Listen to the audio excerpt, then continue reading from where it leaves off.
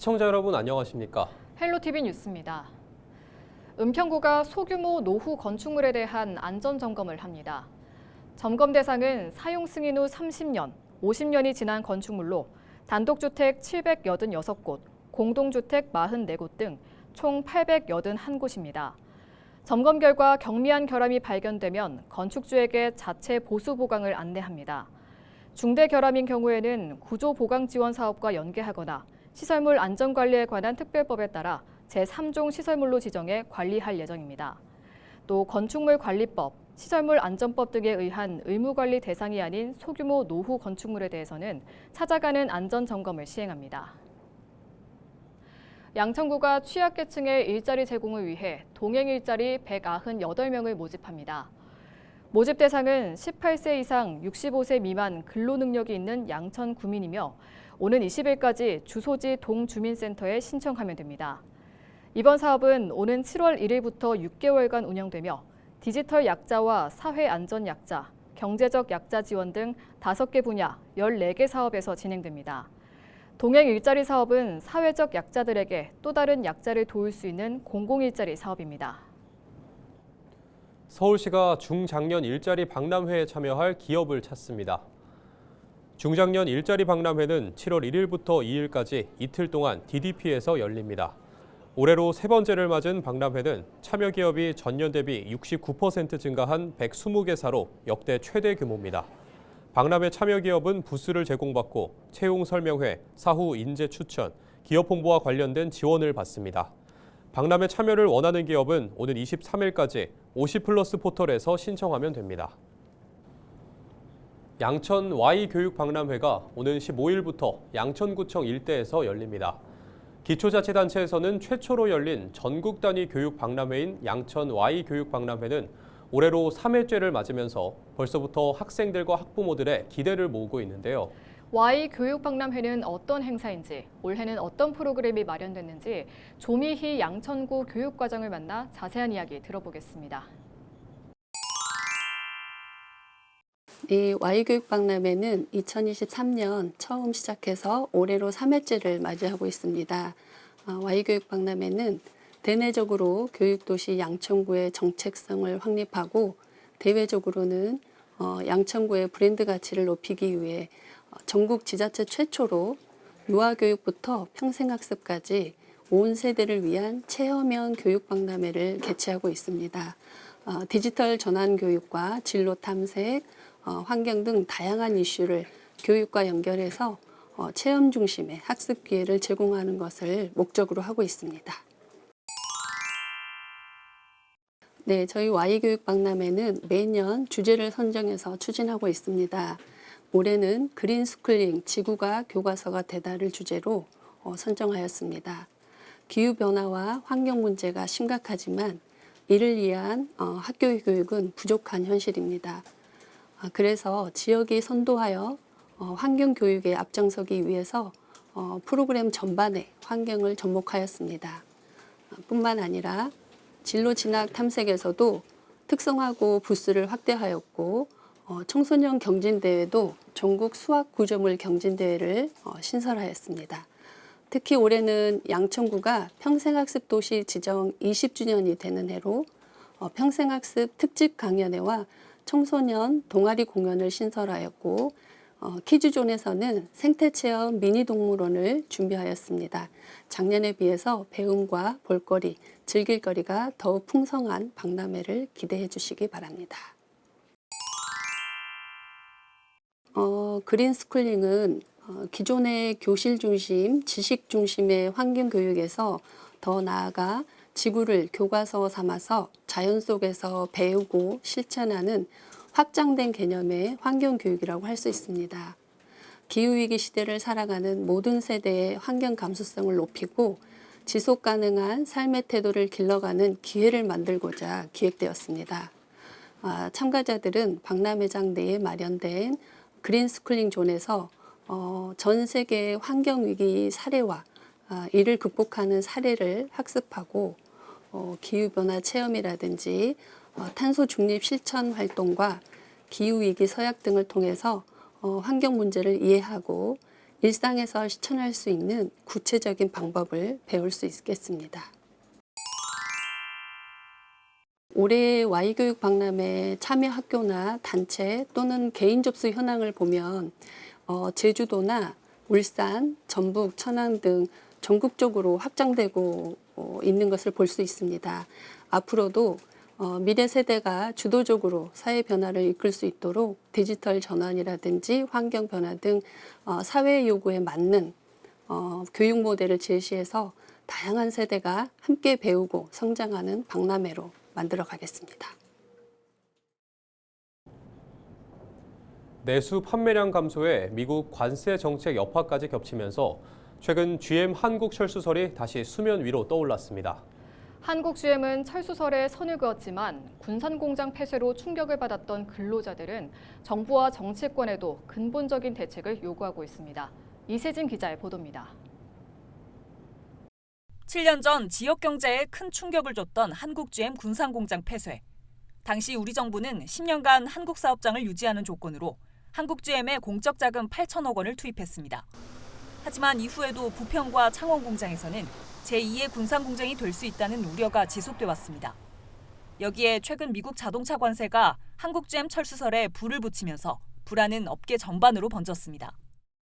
트럼프 관세 이후에 한국 정부도 자동차 산업 보호를 위해 여러 조치를 취했습니다만 현실적으로 한국 대기업인 현대, 기아차 중심의 논의가 많았고 외투 기업인 한국 GM은 물론 그 하청업체들은 관심의 대상이 아닌 듯합니다.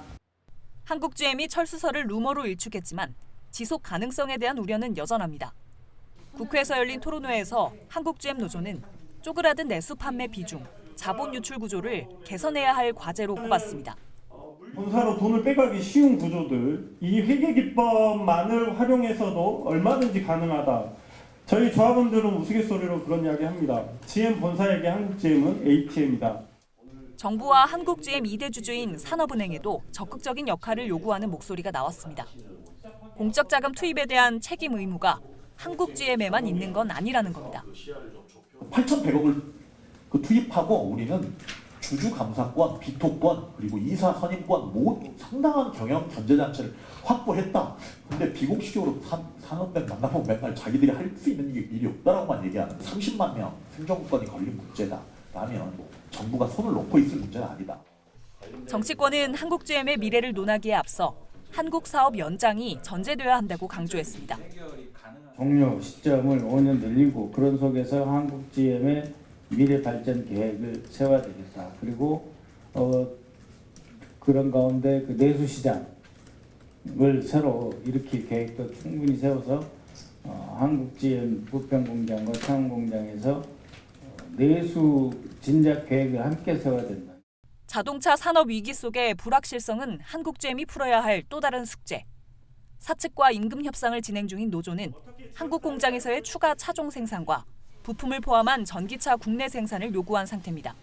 헬로티비 뉴스 이세진입니다.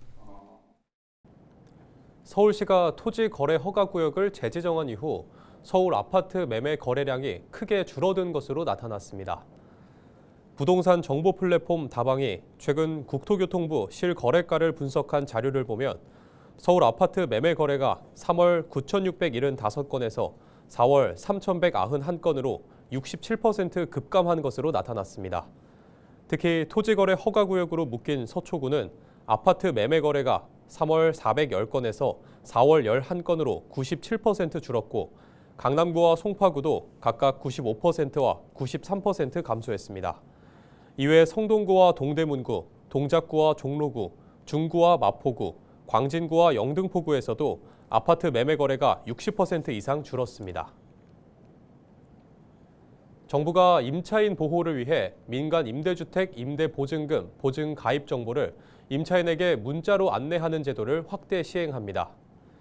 현재는 임대사업자가 임대보증금 보증에 가입하지 않은 경우 임대차 계약서 신고 수리 시에 임대 등록 시스템인 렌트홈에서 안내하고 임대사업자가 임대보증금 보증에 가입한 경우에는 보증회사가 보증서 발급 시 안내하고 있는데요. 오는 14일부터는 임대차 계약서 신고 수리 시에 임대보증금 보증에 가입한 경우에도 렌트홈에서 안내 문자를 발송합니다. 국토부는 임대사업자들이 임대보증금 보증 가입 의무를 이행하고 임차인들의 보증금 반환 걱정이 줄어드는 효과를 기대하고 있습니다. 경기도는 경기 지역 화폐 부정 유통을 차단하고 올바른 사용 문화를 정착시키기 위해 7일부터 오는 28일까지 단속을 실시합니다. 경기도와 31개 시군은 단속반을 편성해 이상거래 탐지 시스템 의심 사례와 부정 유통 신고센터 접수 민원 등을 기반으로 전화, 현장 점검 등을 통해 부정 유통 여부를 확인할 예정입니다. 주요 단속 대상은 도내 경기 지역 화폐 가맹점으로 물품 판매나 용역 제공 없이 지역 화폐를 가지거나 불법 환전 등 현금과 차별하는 행위 등이 포함됩니다. 지역사랑상품권법 제8조, 제10조의 위반 사항 적발 시 가맹점 등록 취소, 현장 계도, 과태료 부과, 부당 수령액 환수 등의 조치가 이뤄질 예정입니다. 경기도가 지난 4월 1일부터 교외선 열차 운행을 기존 하루 8회에서 20회로 늘렸습니다. 그 결과 하루 평균 이용객 수가 운행 확대 전과 비교해 1.5배 증가한 것으로 조사됐습니다. 경기도 집계를 살펴보면 운행 확대 시행 이후인 4월 1일부터 30일까지 한 달 동안 교외선 평일 하루 이용객 수는 529명이었는데요. 이는 기존 285명과 비교해 1.85배 늘어난 수치입니다. 주말 하루 이용객 수는 기존 807명에서 1,056명으로 1.31배 증가했는데요. 전체 일평균 이용객 수로 따지면 442명에서 669명으로 약 1.5배 늘었습니다. 한편 적자 문제로 지난 2004년 운행이 중단됐던 교외선은 지난 1월 11일 경기 북부 도민들의 교통 편의를 위해 운행을 재개했습니다.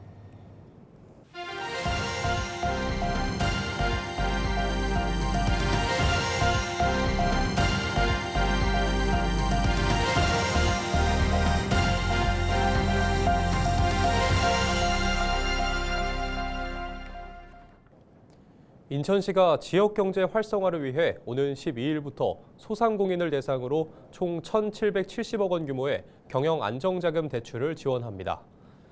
대출 지원 대상은 인천에 사업장을 둔 모든 소상공인입니다. 업체당 최대 3천만 원까지 대출이 가능하며 대출 이후 3년간 이자 지원 혜택이 제공됩니다. 대출금 상환 방식은 1년 거치 후 5년간 매월 분할 상환하는 방식으로 1년 차에는 대출이자의 2%, 2년에서 3년 차에는 1.5%를 인천시가 지원합니다. 보증 수수료도 연 0.8% 수준으로 적용해 소상공인 금융 부담을 최소화하기로 했습니다. 대출 지원은 보증드림 앱을 통해 신청하거나 사업장이 위치한 인천신용보증재단 지점에 문의하면 됩니다. 인천시가 가정의 달을 맞아 수산물 소비 촉진을 위해 오는 9일부터 13일까지 전통시장 5곳에서 온누리 상품권 환급 행사를 진행합니다. 소비자가 해당 시장에서 국내산 수산물을 구매하면 1인당 2만 원 한도 내에서 구매 금액의 최대 30%를 온누리 상품권으로 환급받을 수 있습니다. 이번 행사는 중구 인천 종합어시장과 강화 풍물시장, 남동구 소래포구 전통어시장과 9월시장, 인천 모래내 전통시장, 만수시장, 간석 자유시장 등 총 5개 시장에서 실시됩니다. 경기도는 영유아 발달 단계에 적합한 맞춤형 교재, 교구를 가정에 배달하고 놀이지도를 함께 지원하는 영유아 교재, 교구 배달 서비스를 확대한다고 밝혔습니다. 도는 지난해 11월 0에서 24개월, 25에서 47개월 자녀를 둔 4,440가구를 지원했고 올해는 15,990가구로 대상자 수를 늘렸습니다. 또 참여자의 의견을 반영해 0에서 11개월, 12에서 23개월, 24에서 35개월로 지원 대상을 보다 세분화하고 연간 지원 횟수도 5월, 7월, 9월로 확대해 운영할 계획입니다. 지원 대상은 도에 거주하는 생후 0에서 35개월 자녀를 둔 취약계층, 가정보육 가정입니다. 선정된 가정에는 3만 원 상당의 교재, 교구가 택배로 제공됩니다. 이상으로 뉴스를 마칩니다. 시청해주신 여러분 고맙습니다.